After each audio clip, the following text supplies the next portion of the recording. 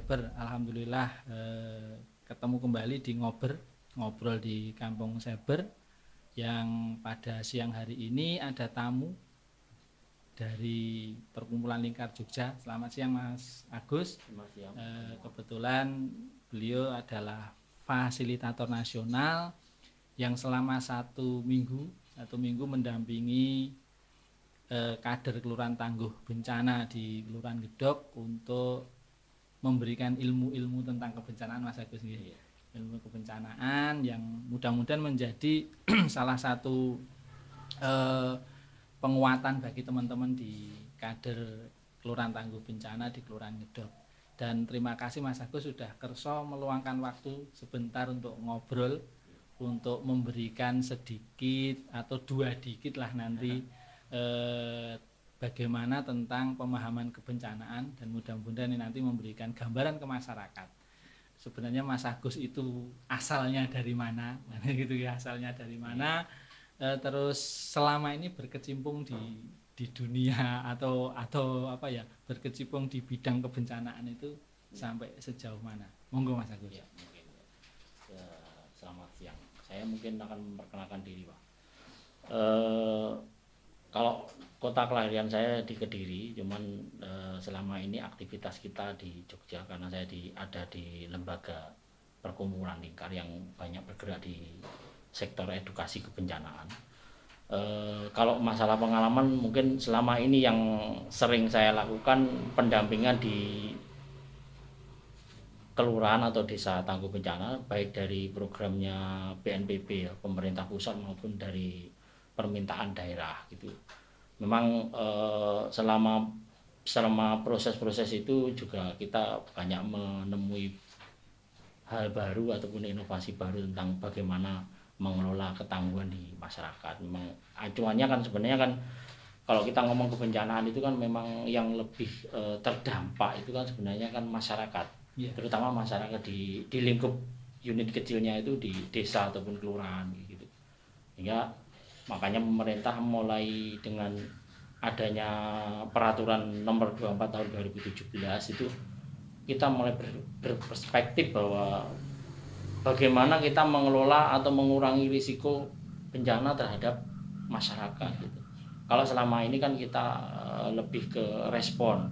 Begitu aja bencana kita bergerak, begitu ada kejadian kita baru melakukan tindakan. Sedangkan dengan adanya aturan itu diharapkan masyarakat itu mulai tahu bahwa bencana itu ada di sekeliling kita, ada di sekitar kita.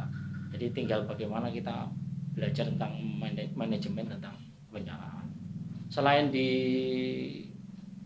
pendampingan desa tangguh ataupun kelurahan tangguh, saya juga ada kegiatan pendampingan di penyusunan rencana kontingensi di tingkat kota dan kabupaten. Mungkin selama ini juga kita mengawal kegiatan BNPB ya, sementara ini sebenarnya semua itu menjadi untuk stimulan bahwa daerah itu juga harus mulai memikirkan dampak bencana yang ada di wilayahnya yang masing-masing. Mungkin itu menjadi stimulan, semoga aja kedepannya daerah tidak menunggu pemerintah pusat untuk melakukan sesuatu. Jadi daerah itu mulai memikirkan anggaran atau merancang perencanaan pembangunan itu sudah mulai berbasis kepedulian terhadap kebencanaan. Yaitu salah satunya kita mendampingi Renkon, dan juga ada kegiatan yang berkaitan dengan isu kebencanaan, yaitu penilaian ketangguhan kabupaten dan kota. Jadi dengan penilaian itu kita tahu sebenarnya kita itu ada di posisi mana. Kapasitas kita itu sudah mumpuni untuk mengatasi kebencanaan yang ada di lokal daerah itu. Jadi semua itu sebenarnya banyak-banyak kegiatan yang sifatnya stimulan dari pemerintah pusat agar daerah itu mulai membangun daerahnya dengan berbasis kepedulian terhadap bencana. Jadi aktivitas saya selama ini seperti itu, Mas Eka. Jadi aktivitas yang memang sifatnya kemanusiaan, Mas Agus ya. Jadi lebih ke sisi-sisi kemanusiaan bagaimana dan lain sebagainya. Dan pastinya itu ada suka dukanya, Mas Agus. Ya, pasti. Sukanya di mana, dukanya di mana. Kalau yang jelas, kalau sukanya seperti di pertemuan-pertemuan di kelurahan apa ya, Gedok ini ya. Nggih. Saya selalu ngomong bahwa kita bertemu dengan banyak orang itu membangun persaudaraan, Mas. Nggih. Perseduluran. Nggih. Perseduluran dalam arti nilai-nilai kemanusiaan. Cuman memang duganya itu kadang-kadang respon, Mas, bahwa banyak daerah itu karena masih tingkat kepedulian terhadap bencana di wilayahnya itu masih sangat rendah. Jadi mereka itu responnya istilahnya semangatnya tidak sesemangat yang memberikan motivasi. Ya. Kita sudah membangkitkan mereka untuk berpikir, mereka untuk serius di dalam mengelola kebencanaan di daerah, tapi responnya ya dukanya seperti itu sih. Yeah. Cuman itu bagi saya sebuah proses gitu loh. Dan Mungkin sebuah tantangan tersendiri. iya, tantangan tersendiri. Karena kalau itu diulang dan kita mau peduli terus, saya kira lama-lama masyarakat juga akan peduli kayak gitu. Yeah. Jadi memang kepedulian terhadap bencana itu tidak hanya pemerintah sebenarnya, Mas. Jadi masyarakat sendiri pun juga belum memahami secara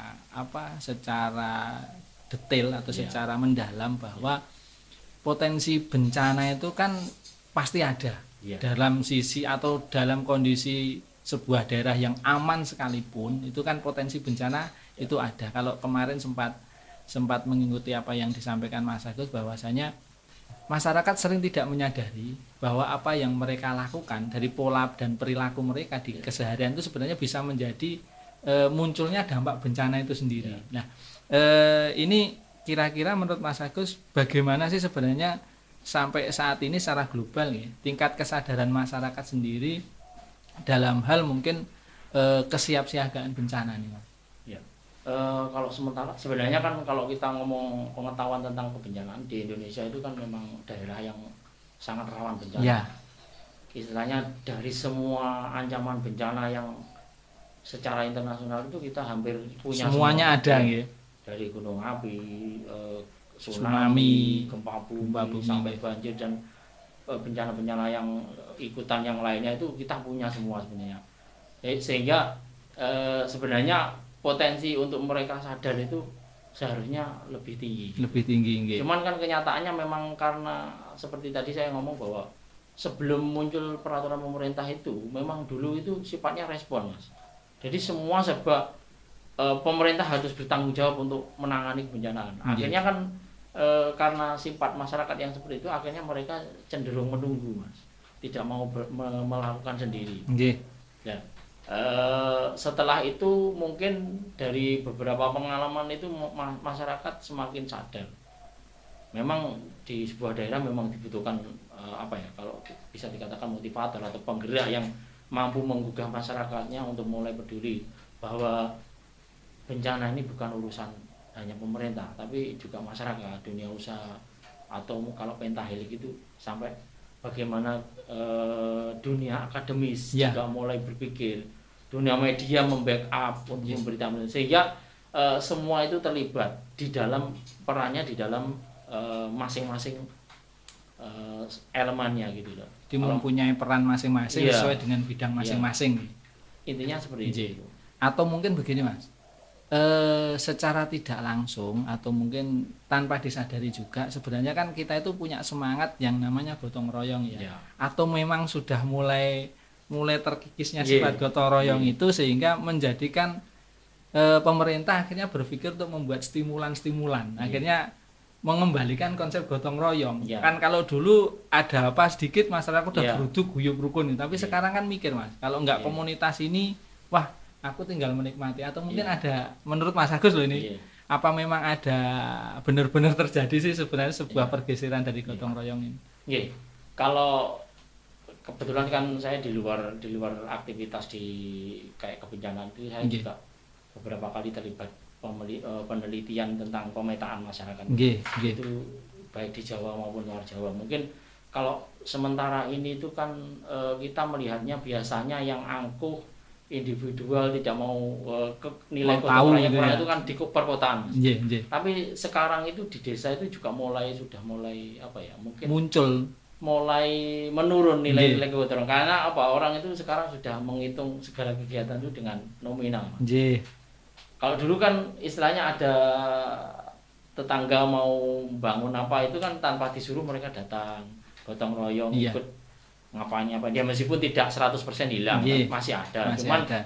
Kecenderungan itu sangat tinggi, apalagi kan sekarang dunianya itu medsos, Mas. Jadi itu sangat berpengaruh. Orang lebih cenderung ngabari temannya lewat medsos daripada kita ketemu. Silaturahmi ya. Itu kan jadinya mengurangi komunikasi, Mas. Ya, itu juga sangat berpengaruh. Makanya kan kayak pembelajaran di desa ataupun di kelurahan itu kan ketika pemerintah istilahnya tidak mau merugikan mereka sebagai masyarakat yang harus menyisakan waktunya untuk proses pembelajaran, kan kadang-kadang kan ada apa ya istilahnya niat baik dengan memberikan ganti ongkos supaya tidak merugikan mereka. Tapi ternyata itu tidak menjadi kesadaran, kadang-kadang malah justru masyarakat ketika ada kegiatan seperti itu berharap dapat ongkos. Nah, padahal kadang-kadang ada kan kegiatan yang harusnya swadaya kita sendiri, tapi kalau cara berpikir kita sudah seperti itu kan akhirnya kita membandingkan, biasanya aku melok ini kok gak enak, kayak seperti itu lah. Itu juga jadi apa ya dilema tersendiri, karena kalau gak dikei gak gelem teko, lek dikei akhirnya setiap kegiatan berharap jadi jaga nih lah, istilah jaga nih. Terus kalau dirasa dalam beberapa tahun terakhir itu kan memang jumlah total orang yang terdampak bencana itu kan terus meningkat, dan itu tentunya seiring dengan jumlah penduduk dan pemukiman yang juga terus meningkat, sehingga ada dua penyebab kenaikan jumlah bencana kalau menurut yang kami pahami setiap tahunnya. Yang pertama adalah adanya perubahan iklim dan degradasi lingkungan. Nah itu apakah ada hubungannya hilangnya zona penyangga alami, Mas Gus, dan juga dengan ketidakstabilan lereng dengan peningkatan suhu global. Nah, penyebab kedua adalah pola pemukiman manusia yang terus meningkat sehingga menjadikan sebuah kerentanan bencana itu juga semakin. Nah, pernyataan ini menurut panjenengan bagaimana, dan kira-kira secara sederhana yang bisa dilakukan oleh masyarakat untuk menjaga kestabilan lingkungan di sebuah daerah itu bagaimana, Mas Agus? Yang jelas yang pertama perlu kita bangun itu cara berpikir masyarakatnya, merubah cara berpikir masyarakat bahwa seperti tadi bahwa kebencanaan itu urusan bersama. Jadi dalam hal ini juga termasuk juga berarti pemerintah itu juga menguatkan regulasi, karena sementara ini masyarakat sendiri itu kan sangat tergantung, kalau nggak ada aturannya kadang-kadang kan ogah-ogahan, ada aturannya aja masih dilanggar gitu. Saya kira salah satu bentuk yang ikut istilahnya mendukung adanya bencana ya memang terjadinya tidak harmoninya alam dengan kondisi saat ini gitu, termasuk munculnya global warming dan sebagainya. Itu kan sebenarnya salah satu penyebabnya kan adalah perilaku manusia gitu. Termasuk kayak kenapa di daerah-daerah Kalimantan yang dulunya tidak banjir tiba-tiba menjadi banjir, itu kan juga pengaruh perilaku manusia. Yang dulunya hutan-hutan itu sekarang banyak menjadi sawit dan sebagainya. Sebenarnya kan itu hubungannya dengan perilaku manusia kayak gitu loh. Dulu Indonesia sangat terkenal dengan bahwa kita paru-paru dunia karena banyak pohon-pohonan yang sangat membantu mengurangi tingkat pemanasan global juga gitu. Polusi udara. Tapi ketika itu sudah hilang kan juga akhirnya kita adalah penyumbang terbesar itu sebagai akibat terjadinya bencana global semacam ini kayak gitu. Nah, sehingga dengan hal itu apakah memang dipandang perlu bahwa membentuk lembaga-lembaga kayak sekarang kan di Kelurahan Gedok ini kan ada Keltana atau kader membentuk sebuah lembaga kemasyarakatan yang itu memang menangani tentang kebencanaan di lokal ya Mas Agus, di lokal kelurahan itu, dan kalau di desa kan Destana gitu. Itu apakah memang dirasa lembaga itu memang posisi saat ini memang sangat diperlukan, Mas Agus? Kalau menurut saya sangat dibutuhkan karena apapun yang terjadi bahwa istilahnya pengaruh dari gerakan organisasi yang terlibat di dalam pengurangan bencana itu sangat dibutuhkan masyarakat. Karena sementara ini kalau kita ngomong tentang tenaga ataupun dari pemerintah untuk menyebarkan informasi tentang bencana itu sangat tidak mungkin dilakukan sendiri. Nggih. Dan untuk memudahkan transformasi pengetahuan maupun transformasi ilmu tentang kebencanaan dibutuhkan istilahnya kantong-kantong gerakan yang mereka mampu bergerak untuk memberikan informasi ke masyarakat. Cuman persoalannya kan apakah lembaga-lembaga itu mampu bertahan keberadaannya di sebuah wilayah. Karena selama ini kan kecenderungannya lembaga-lembaga yang di daerah, di desa ataupun di kelurahan itu kan kalau mungkin inisiatifnya warga sendiri akan menjadi sesuatu yang apa ya, berarti banget. Tapi ketika itu dibentuk oleh lembaga pemerintah seperti BPWD dan sebagainya, mereka adalah menjadi organisasi bentukan yang tidak tahu mereka harus mengerjakan apa. Karena biasanya ketika mereka dibentuk ditinggal begitu saja tanpa ada follow up yang jelas, termasuk bagaimana bahkan ilmu-ilmu kebencanaan yang harus mereka tahu itu tidak pernah sampai. Akhirnya mereka dibentuk, dikasih kaos, ada struktur organisasi, tapi nggak jelas mau melakukan apa. Mungkin kalau di pengalaman beberapa waktu lalu saya ngobrol dengan Mas Eka ya, mungkin di Gedok ini kan mungkin ada sedikit Keltana itu juga didukung oleh kemauan masyarakat. Dan itu sebenarnya yang sangat bagus seperti itu. Artinya apa? Masyarakat mulai sadar bahwa saya butuh organisasi semacam ini untuk mengelola ataupun mengurangi risiko di daerahnya. Gitu. Meskipun mungkin perlu proses yang panjang, untuk tahu, termasuk di dalam minggu ini kita berproses untuk bisa itu kan salah satunya tahu, belajar bagaimana memanajemen tentang ancaman bencana yang ada di sini dan sebagainya. Akhirnya kan masyarakat jadi tahu. Semoga aja dari kegiatan ini nantinya organisasi itu akan mampu menyebarkan informasi lebih luas itu. Amin. Dan itu yang akan justru yang akan berarti di situ kayak gitu. Saya kira kalau masyarakat itu kan seperti kalau ilmu hipnotis Mas. Sesuatu itu kalau diulang-ulang mereka akan lama-lama akan minimal kalaupun tidak masuk di hati, minimal diingatan memorinya itu pasti terdengar. Wah, aku tahu krungu Keltana. Oh, Keltananya apa? Tapi kalau terus diulang. Tapi kalau begitu datang sekali setelah itu enggak selesai. Ya udah selesai. Saya kira itu Mas yang perlu diperjuangkan justru seperti itu. Ya. Karena ini ngobrol. Itu ada ngobrol bareng, kalau tidak ada kopi kan nikmatin. Monggo Mas Agus. Itu tadi sudah diracik tanpa gula. Karena panjenengan biasanya ngopinya tanpa gula. Monggo. Biar lebih Mas. Dan biar sedikit pirsa bagaimana Mas Agus sebenarnya. Biar lebih apa ya? Lebih pahit hidup itu sudah biasa Mas. Kalau pahitnya kopi. Iya, karena kita sudah biasa berhadapan dengan yang pahit-pahit. Sudah pahit hitam lagi ya. Nggih. Ya seperti perjuangan kita di dunia kebencanaan seperti itu. Pahit sekali. Kita nggak pernah jadi orang yang dikenal Mas. Siap gitu loh. Dan insya Allah Mas, kalau relawan yang mengatasnamakan relawan itu nggak pernah berharap untuk menjadi terkenal Mas. Karena alhamdulillah saya sering menyampaikan ke teman-teman begini, kita hidup itu kan sekali, golek sangu mati angel kan gitu. Jadi minimal lah apa yang kita perbuat itu meskipun kecil, mudah-mudahan bisa memberi manfaat ke masyarakat. Dan nggak perlu kita menjadi orang sing dikenal bahwa si A itu gini sih, nggak perlu. Yang penting kita bisa memberikan sesuatu ke masyarakat, memberikan manfaat itu sudah alhamdulillah lah. Jadi teman-teman Keltana Kelurahan Gedok itu alhamdulillah punya motivasi untuk bisa memberikan ke masyarakat, dan insya Allah mereka juga tidak terlalu berpikir bahwa kegiatan ini ada finansialnya atau enggak. Karena kalau ngomong bencana berpikir finansial ya enggak jadi Mas, kan itu enggak jadi. Dan ya meskipun belum bisa memberi banyak, tapi beberapa kali ada kejadian bencana terutama di Kelurahan Gedok itu teman-teman Keltana sudah memberikan sedikit kontribusi. Kalau banyak belum, karena kami juga masih dalam taraf belajar.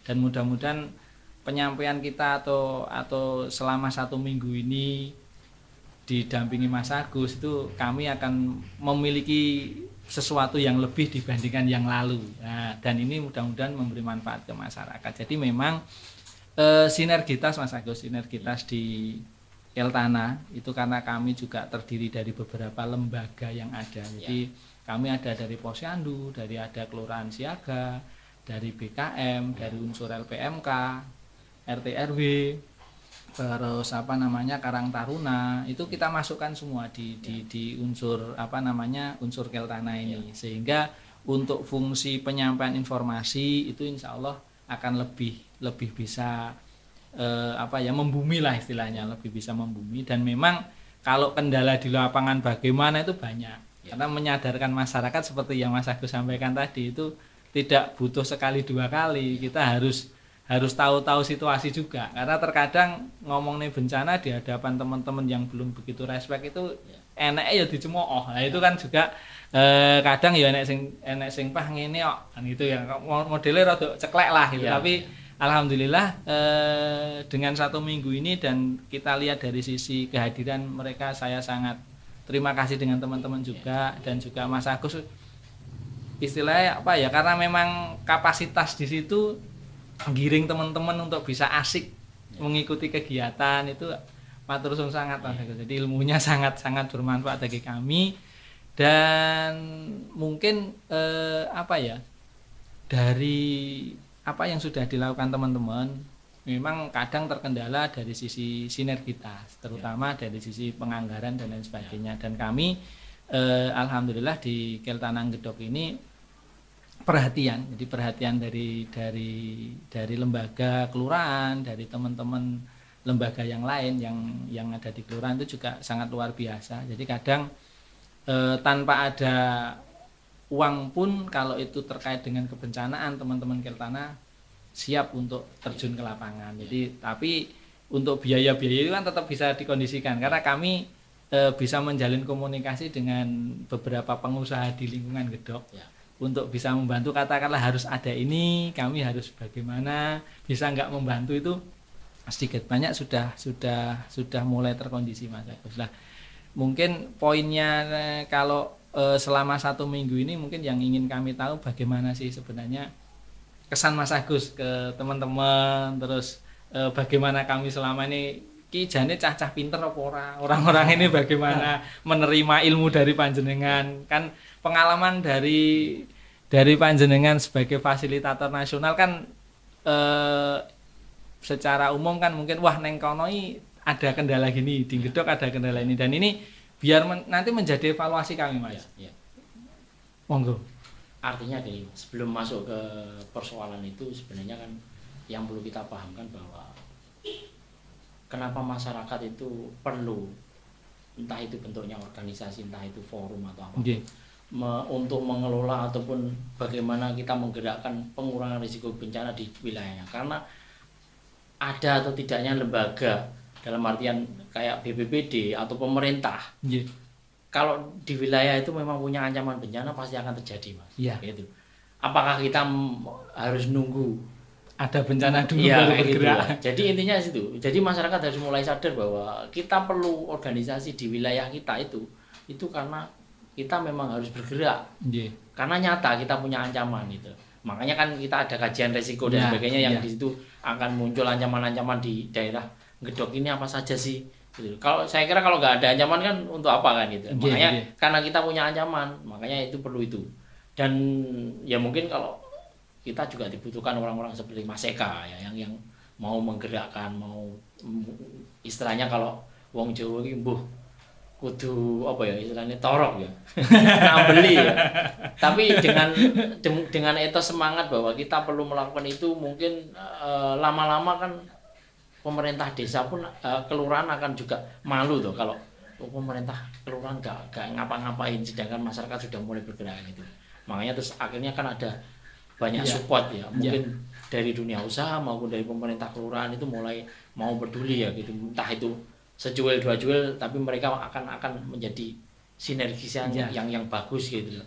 Karena itu sangat diperlukan kayak gitu. Jangan sampai masyarakat patah arang hanya gara-gara waduh pemerintah nggak peduli kok aku kok ngelakoni iki kudune hak pemerintah. Lah itu jadi ini kan melemahkan diri. Jadi kita nggak usah peduli istilahnya pemerintah itu peduli pada kita apa enggak. Karena apa yang terdampak itu kita. Kalaupun enggak kita, katakanlah ada di RT lain, itu kan saudara kita. Kesadaran itu Terus kalau kita mengenai pembelajaran beberapa hari ini, saya bersyukur ya. Mungkin karena didukung oleh semangat dan kemauan untuk belajar, saya melihat respon masyarakat beberapa hari ini cukup bagus, karena dari perkembangan dari awalnya hari pertama mungkin mengerjakan masih agak-agak banyak salahnya, tapi lama-lama ketika digiring bagaimana kita harus tahu, apalagi ini kan bicara tentang wilayahnya sendiri, kayak gitu. Saya hanya mendampingi, hanya mendorong. Mungkin kalau ada beberapa hal yang sifatnya teknis atau materi mungkin saya akan menambah, tapi dari beberapa hari ini saya melihat sudah mulai mungkin ada peningkatan kapasitas jangan mau belajar itu. Saya kira itu nanti kalau kita mau mengulang atau beberapa kali mengadakan kajian-kajian seperti itu, saya kira akan semakin sudah biasa dan mereka akan dekat dengan alat-alat itu kan. Sebenarnya kan ketangguhan itu bukan persoalan dokumennya, tapi kemauannya. Dokumen itu kan cuma alat, Mas. Kita kan alatnya kalau kita ngomong kendaraan, katakanlah kita punya kendaraan, kita mau pergi ke Tulungagung, kalau kita nggak ada niat ya, kendaraan tidak akan dipakai kayak gitu. Kendaraan itu hanya sarana gitu. Yang penting dokumen itu bagaimana nanti berbunyi ketika masyarakat itu mau melakukan. Makanya akhirnya perlu simulasi untuk sebagai tolok ukur bahwa apa yang sudah dibuat, apa yang sebenarnya sudah direncanakan itu jalan atau tidak. Mungkin salah satu halnya itu Mas Agus ya. Jadi alhamdulillah. Dan insya Allah kalau sekiranya nanti kami perlu bimbingan, perlu apa, terus kontak dengan Mas Agus masih terbuka lebar ya. Saya 24 jam Mas. Kadang kalau teman-teman yang pernah saya dampingi di daerah manapun kadang-kadang minta tolong dalam artian, Mas saya butuh materi ini, monggo gitu. Nggak usah malu. Gitu. Kalau kita pengen tahu itu kan syaratnya tidak malu dulu. Makanya kan ada istilah malu bertanya sesat di jalan. Sebenarnya itu filosofi yang sangat kuat. Semakin kita malu semakin banyak kesasar gitu. Asalkan tidak malu-maluin kan. Itu. Malu-maluin. Jadi penting Mas. Kalau saya 24 jam siap. Ya. Di alhamdulillah kalau memang Mas Agus punya waktu untuk kami, karena yang jelas begini, kami juga tidak cukup hari 6 hari 7 hari lah 7 hari nggih. 7 hari bersama panjenengan itu kalau ngomongkan tentang kebencanaan masih sangat kurang, karena beberapa hal juga masih perlu pemahaman yang lebih. Jadi mungkin jadi begini juga Mas, ngomong bencana itu kan ada 3 hal yang mestinya bisa dipahami, baik itu relawan, baik itu masyarakat, pemerintah dan lain sebagainya, bahwa dalam hal ketika kita ngomong bencana dalam hal pengurangan risiko itu mungkin ada tahapan pra bencana terus pada saat bencana dan pasca bencana. Nah, tapi ini nanti dulu, jangan dijawab dulu, tunggu setelah satu ini minum kopi lagi dulu. Jadi yang tadi Mas Agus bahwa dalam hal tahapan dalam pengurangan risiko bencana ini kan menjadi penting, karena agar bencana itu nanti ketika terpaksa harus terjadi kan itu, akhirnya kan dampaknya tidak luar biasa. Tetap ada dampak tapi tidak luar biasa lah. Masalah ini 3 tahapan ini tentu ada mungkin pemerintah selaku lembaga yang bertanggung jawab dalam mengurangi risiko bencana itu akan membuat program-program program-program bahwa pengurangan risiko bencana yang bisa dilakukan oleh masyarakat itu seperti ini dan lain sebagainya. Itu mungkin tujuannya dalam hal pengurangan korban dan pengurangan dampak itu tadi. Bagaimana sekiranya salah satu program pengurangan risiko bencana itu biar bisa membudaya dan bisa menjadi sebuah budaya sadar bencana di masyarakat. Kira-kira pendidikan atau sosialisasi yang seperti apa yang mungkin mendekati sebuah sebuah hal karena begini. Biasanya masyarakat diberi sosialisasi, diberi pendidikan, diberi pelatihan itu kadang kan abai Mas Agus. Abai lah. Ini kan kembali ke pengalaman Mas Agus nih yang sudah malang melintang senusantara gitu. Itu kira-kira yang pas itu dengan konsep yang seperti apa? Iya, begini. Sebenarnya kan kalau ngomong yang dimaksud Mas Eka itu kan jadi ada siklus kebencanaan ya. Ada pra di sini dalam kondisi aman-aman saja, tidak terjadi bencana, terus ada kondisi darurat bencana pas terjadi ataupun paskanya gitu. Sebenarnya peran pengurangan atau yang dimaksud Mas Eka dengan bagaimana membudayakan itu justru ada di pra ini ya, di pra bencananya ya. Karena salah satu kegiatannya adalah yaitu tadi pembelajaran seperti yang kita lakukan dalam 1 minggu ini. Kenapa di dalam pembelajaran itu salah satunya adalah identifikasi organisasi yang ada di satu wilayah ini, karena salah satu itu adalah istilah yang paling efektif dan efisien untuk menyampaikan sosialisasi, Mas. Karena apa? Mereka ada pertemuan rutin yang jelas. Saya kira seperti saya tadi bahwa ilmu hipnotis itu adalah dengan cara mengulang-ulang, Mas. Ketika di setiap pertemuan kita bisa masuk di situ, kita sosialisasi, entah itu di awalnya, entah itu didengarkan apa enggak, itu nantinya pasti akan bermanfaat ya gitu. Terus kalau biasanya kalau kita selain organisasi itu kita juga mengidentifikasi di sebuah daerah itu kira-kira ada nggak tradisi ataupun budaya-budaya di masyarakat yang biasanya menjadi tempat hiburan masyarakat untuk berkunjung di salah satu kegiatan di saya itu. Kayak di beberapa wilayah, contohnya saya di desa mana itu ada kayak mereka punya kegiatan bersih desa. Terus ada yang sampai bersih desa itu nanggap wayang sampai. Jadi akhirnya bagaimana pemerintah lokal itu di kegiatan itu yang masyarakat datang itu disisipi seperti itu, Mas. Aktivitas itu ya. Katakanlah di sini ulang tahun kelurahan, kita ngundang dangdut koplo, pasti kan kebanyakan yang datang. Ya, bagaimana di situ itu disisipkan? Ada edukasi. Iya, edukasi yang tentang bahwa minimal mengingatkan bahwa kita itu punya ancaman-ancaman seperti ini kayak gitu. Ya, mau dengan guyon lah. Mungkin biasanya kan MC kegiatan itu kan juga pintar dari sambil guyon-guyon kayak gitu. Apalagi kan biasanya kalau kita ngomong ancaman di sini kan ada longsor dan lain sebagainya, itu biasanya kan di bulan-bulan ketika ada musim hujan dan sebagainya. Itu mungkin di waktu-waktu mendekat itu kita harus selalu provokasi, motivasi dan sebagainya untuk masyarakat itu tahu, melek tentang kondisi daerahnya kayak gitu.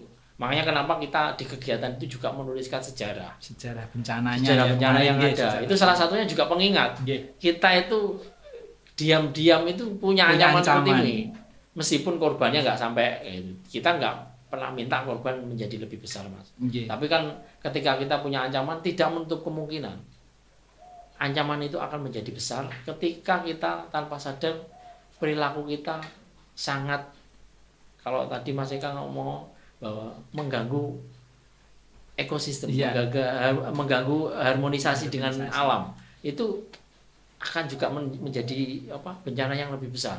Alam beruntaan. Iya, istilahnya kalau biasanya makanya daerah tertentu itu persawahan dan tanah yang bisa menyerap air tiba-tiba jadi perumahan.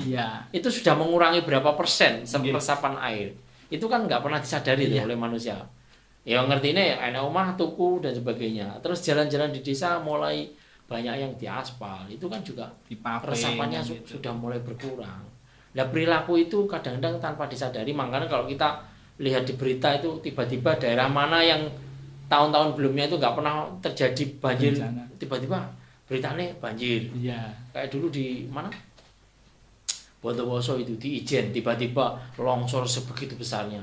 Itu kan karena kita tidak pernah sadar diri bahwa kita selama ini tuh aktivitas kita itu banyak memancing untuk terjadinya bencana kayak gitu lah. Ya kan akhirnya kan ternyata alam bisa marah kan ya. Alam bisa marah karena perilaku kita.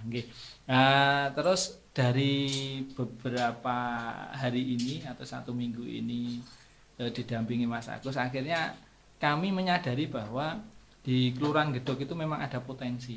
Potensinya juga potensinya bencana juga tidak hanya satu kan gitu. Karena ada angin kencang, ada longsor, ada banjir meskipun itu banjir genangan, tapi kalau dibiarkan ternyata juga memberi dampak yang luar biasa. Nah, dari kemarin kita ada survei lapangan nih Mas Agus. Mungkin ada hal yang mungkin bagi Mas Agus menarik untuk dikaji. Ini akan menjadi PR kami Mas. PR kami atau PR dari teman-teman kader Keltana untuk menindaklanjuti dari apa yang sudah tersampaikan selama 1 minggu. Karena ternyata 1 minggu ini baru cukup untuk satu kajian resiko bencana kan gitu nggih. Berarti kan masih ada beberapa PR yang harus kita lengkapi kan gitu. Ini gimana Mas Agus? Sebenarnya kan kemarin kita ada kegiatan keliling di beberapa tempat yang menjadi ancaman. Itu kan saya melihat bahkan kan ada ancaman katakanlah longsor, di bawahnya ada sungai. Iya. Itu kan sebenarnya kan akhirnya kan bahwa ancaman itu tidak hanya longsor. Iya. Karena kalau apapun yang terjadi, air itu kan sangat dibutuhkan. Gitu. Begitu itu terjadi gangguan, itu kan jadi ancaman berikutnya. Nah, itu saya kira yang mulai dipikirkan. Meskipun saya melihat di beberapa tempat itu sudah mulai ada rambu-rambu. Jangan buang sampah atau apalah rambu tanda daerah situ rawan longsor dan sebagainya, tapi itu tidak akan efektif ketika kita tidak mensosialisasikan Mas. Karena ya seperti mungkin minat baca masyarakat kita itu kan sangat rendah. Enek tulisan yo iso-iso gak diwaca. Dibaca pun hanya sekedar dibaca. Sekedar enggak menjadi tidak diikuti dengan perilakuan itu yang jelas seperti itu. Terus belum lagi perang di mitos. Bahwa sementara ini kalau kayak contohnya sekarang kan zamannya bukan popok ya, Pampers dan lain sebagainya lah, mereknya apa saja ya. Itu kan karena masyarakat menganggap kalau ini dibakar nanti bisa, kalau mitosnya itu kan isok panas, yang bocah dan sebagainya, akhirnya kan dibuang di sungai. Dan itu juga menjadi penyakit baru gitu loh. Karena satu dari segi pemandangan jadi sungai jadi kotor. Terus belum lagi yang membuang orang hulu, yang menjadi korban orang hilir. Karena akan mengumpul di sana kan gitu. Itu juga perlu penyadaran juga Mas. Karena daerah-daerah yang awalnya tidak banjir bisa jadi banjir seperti itu Mas. Itu juga mungkin kita jauh dari itulah kayak gitu. Kayak kemarin kita di kajian, oh banjirnya biasa begitu saja. Tapi kalau kita perilakunya nggak mendukung itu, ya jangan salahkan kalau lama-lama itu menjadi ancaman yang besar kayak gitu. Jadi memang kalau dirasa itu beberapa tahun terakhir itu memang dampak-dampak itu sudah mulai terasa sebenarnya dari di wilayah Ngedok, dan itu mungkin alhamdulillah yang menjadi satu motivasi bagi teman-teman kader Keltana, yang kebetulan di kader Keltana itu juga ada teman-teman dari unsur bank sampah. Jadi di sini juga bisa kolaborasi walaupun memang belum maksimal Mas, belum maksimal dan belum optimal. Jadi mudah-mudahan lah dengan tambahan ilmu dari panjenengan selama 1 minggu ini bisa nambah motivasi teman-teman untuk minimal teman-teman kader dulu lah yang mencoba merubah perilaku, bisa merubah untuk bertindak dalam pengurangan resiko bencana. Dan dari pengalaman pribadi mereka ini nanti yang ayo bareng-bareng kita bisa mensosialisasikan ke masyarakat. Nah, dari kalau kita bicara tentang resiko bencana, terus dampak bencana. Kalau selama ini memang di Kelurahan Ngedok kan belum terjadi sebuah dampak yang luar biasa. Kalau melihat sejarah kemarin, sejarah kebencanaan. Tapi rasa waspada dan antisipasi masyarakat yang bagaimana nih menurut Mas Agus yang lebih bisa efektif Mas?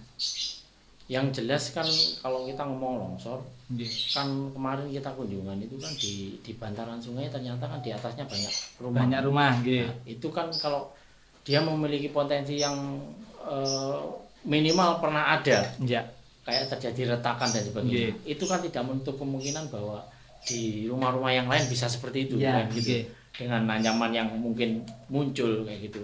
termasuk perilaku sebenarnya buang sampah itu juga akan berpengaruh. Iya. Karena ketika air itu terhambat, mereka akan mencari jalannya sendiri.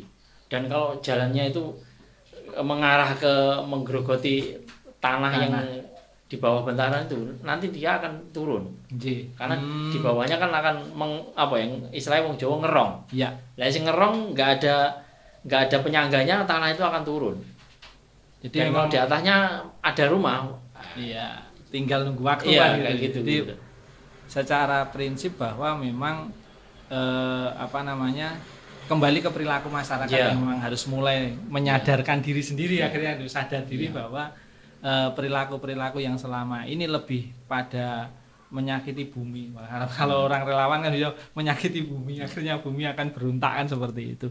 Nah, terus kaitannya dengan perkembangan teknologi informasi ini Mas Agus, kan perkembangan teknologi informasi kan juga luar biasa ini. Nah, ini bagaimana sih sebenarnya teknologi informasi ini bisa memberikan satu manfaat dalam hal pengurangan risiko bencana menurut Mas Agus? Ya, yang jelas kan seperti saya tadi sampaikan bahwa keterlibatan bahwa bencana itu bukan urusan pemerintah saja. Artinya kan kalau kita ngomong media informasi itu kan biasanya kaitannya kan sekarang banyak, ada medsos, ada kita bisa lewat YouTube, bisa lewat media mainstream katakanlah pemberitaan online dan sebagainya. Cuman kan sementara ini saya melihat itu kan seringkali justru yang sering dimuat di media itu kan yang layak pemberitaan itu kan ketika kejadian besar, Mas. Iya. Jadi media buru-buru memberitakan ketika ada sudah terjadi besar, gitu. Tapi ketika ada proses masyarakat pembelajaran dan sebagainya itu kurang ada respon. Padahal seharusnya hal semacam itu juga harus diberita juga, di backup di pemberitaan. Terus kalau anak muda sekarang kan lebih banyak mainnya di medsos. Saya kira desa ini sedang melakukan apa, itu bisa disosialisasikan dengan IG, entah itu IG individu atau IG kelompok. Minimal ketika itu selalu berseliweran, itu akan menjadi yang mungkin awalnya mengganggu masyarakat. Wah, ini kok berita ini, tapi kan lama-lama kita pengen melihat kan gitu. Dan itu tidak harus menunggu ada bencana besar, Mas. Karena terus terang sementara ini media pemberitaan itu lebih banyak ketika di sana ada banjir besar, di sana ada longsor, itu baru masuk pemberitaan. Dan itu cepat. Ya. Tapi ketika ada kegiatan-kegiatan yang sebelum terjadinya bencana, mereka malah tidak pernah jadi kadang aktivitas antisipasi itu tidak begitu di-booming, tidak bisa menjadi booming atau tidak menjadi sebuah berita di headline kan gitu, Mas. Pertanyaannya kan apakah masyarakat itu akan menunggu sesuatu yang besar kayak gitu. Karena apa? Meskipun di sini potensinya nggak sampai mengancam jiwa dan sebagainya. Apakah kita orang sampai ada korban jiwa ya? Apakah hanya berpikir seperti itu kayak gitu loh. Sedangkan perlahan dan itu pasti akan terjadi itu kan perkembangan situasi dan sebagainya itu tidak menutup kemungkinan menjadi sesuatu yang besar kayak gitu. Dan itu ya perlu minimal kalaupun sampai kapanpun tidak terjadi yang besar, kita sudah ada antisipasi gitu. Yang kecil-kecil dulu aja diatasi. Nanti kalau terjadi besar malah gak iso ngatasi kan. Kaget. Makanya yang kecil-kecil ini diatasi dhisik supaya kayak kan kemarin kita pernah ngomong bahwa kayak bencana-bencana kayak longsor, banjir itu kan sebenarnya bisa dikelola. Dikelola melalui katakanlah kalau daerah situ longsor berarti kan ada pohon-pohon tertentu yang bisa digunakan untuk menahan. Kayak gitu. Apalagi di daerah bantaran sungai yang tanahnya gembur, berarti perlu apa yang kita lakukan kayak gitu loh. Mungkin bisalah pelengsengan itu ya. Tapi itu kan butuh anggaran yang besar. Apa gelem pemerintah cuma membackup satu desa saja. Sedangkan sungainya kan di sini banyak. Enggak cuma di Kedok. Nah, itu salah satunya ya masyarakat kudu tergerak.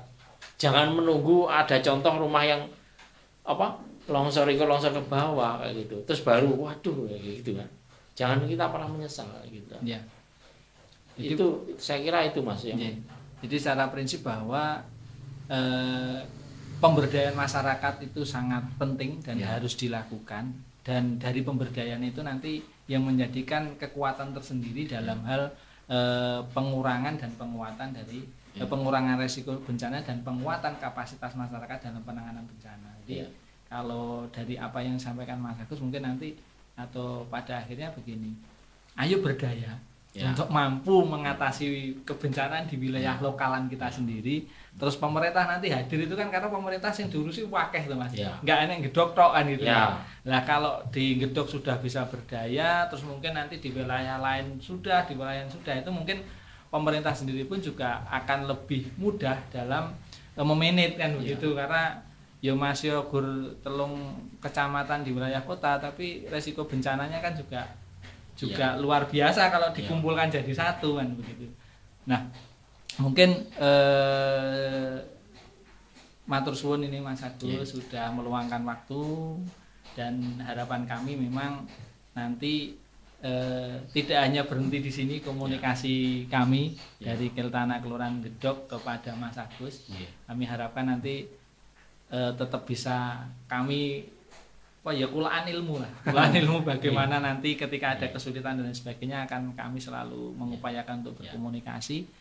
Dan kesempatan yang luar biasa karena panjenengan sudah kerso meluangkan waktu kita ngobrol seperti ini. Harapan kami apa yang kita sampaikan nanti bisa memberi manfaat dan menyadarkan pelan-pelan ke masyarakat Gedok dan khususnya mungkin Kota Blitar pada umumnya. Dan sebagai closing statement Mas Agus, bagaimana pesen-pesen terutama ke Keltana Kelurahan Gedok aja.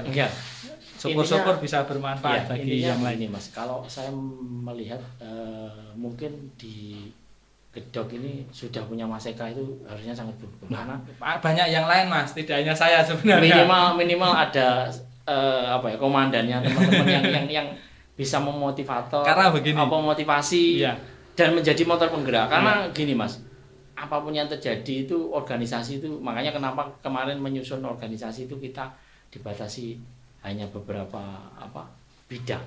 Itu intinya kita itu butuh efektivitas Mas, dan biasanya yang bisa berjalan itu ya hanya beberapa orang itu. Lah di bidang-bidang yang bisa aktif dan memberikan motivasi maupun menjadi motor penggerak dari itu, akan mereka yang tidak mau berpikir atau itu kan hanya ikut. Tapi keuntungannya ketika ada motor penggerak itu, mereka akan selalu diingatkan dan selalu akan dimintai bantuan untuk terlibat kayak gitu. Jadi mungkin kita harus bersyukur ya di Kelurahan Gedok ada Mas Eka yang mungkin cukup banyak pengalaman di dalam berorganisasi ya. Saya mungkin juga kemarin ngobrol-ngobrol itu juga banyak ilmu dari Mas Eka. Mungkin bisa suatu saat kalau saya mendampingi di daerah lain itu bisa menjadi contoh Mas. Karena intinya di organisasi memang harus ada orang-orang yang istilahnya keras kepala. Kalau nggak ada yang keras kepala, kalau nggak ada yang keras kepala, pasti organisasi itu hanya tinggal nama Mas. Jadi monumen saja. Mungkin yang perlu lebih ditingkatkan, lebih dikuatkan ya di organisasi itu. Semoga teman-teman yang ada di sekitar Mas Eka itu juga istilahnya memberikan sama dengan yang diberikan Mas Eka, sehingga saling memberikan dan bersinergi untuk membangun ketangguhan Kelurahan Gedok. Ya saya berharap nanti masyarakat juga terutama yang mengikuti kegiatan pelatihan selama ini itu juga akan menjadi fasilitator bagi masyarakat di sekitarnya. Amin. Atau di RT-RT mereka yang terdekat dengan ancaman dan sebagainya. Karena apapun yang terjadi, yang berhadapan langsung dengan ancaman itu adalah warga masyarakat yang ada di sekitarnya. Yang lain hanya bisa membantu, memotivasi, kalau punya waktu bisa datang mendampingi, tapi ketika masyarakat sendiri tidak ada kemauan ya tidak ada artinya kayak gitu. Saya kira itu. Matur suwun. Jadi terkadang keberadaan pemerintah juga tidak akan ada artinya kalau masyarakat sendiri tidak mampu untuk bisa menyadarkan diri sendiri dan meningkatkan kapasitas dirinya sendiri. Terima kasih sekali lagi Mas Agus, dan merasa sangat, sebenarnya saya bukan merasa tersanjung Mas, tapi menjadi beban yang luar biasa panjenengan matur seperti itu tadi, karena saya tidak akan berarti apa-apa tanpa ada teman-teman juga, karena kita bisa saling atau bisa seperti ini memang karena sebuah sinergitas kan gitu. Jadi Saya juga apresiasi yang luar biasa pada teman-teman di Keltana, juga dari teman-teman lembaga kelembagaan lain yang ada di kelurahan, juga pada perangkat-perangkat yang di kelurahan yang selama ini support kami Ya. Dalam bentuk apapun. Support itu tidak hanya iki duit itu enggak, dari bentuk apapun sangat luar biasa. Dan demikian tadi Sobat Cyber, alhamdulillah kita sedikit dapat pencerahan tentang bagaimana kebencanaan, bagaimana kita nangani sebuah bencana yang ada di wilayah kita, dan ini menjadi sebuah literasi bagi kita. Mudah-mudahan apa yang tersampaikan nanti bisa memberi manfaat bagi kita bersama. Demikian kita akhiri, mungkin akan ketemu lagi di ngobrol dengan bahasan yang berbeda. Salam literasi, salam kreatif. Matur suwun.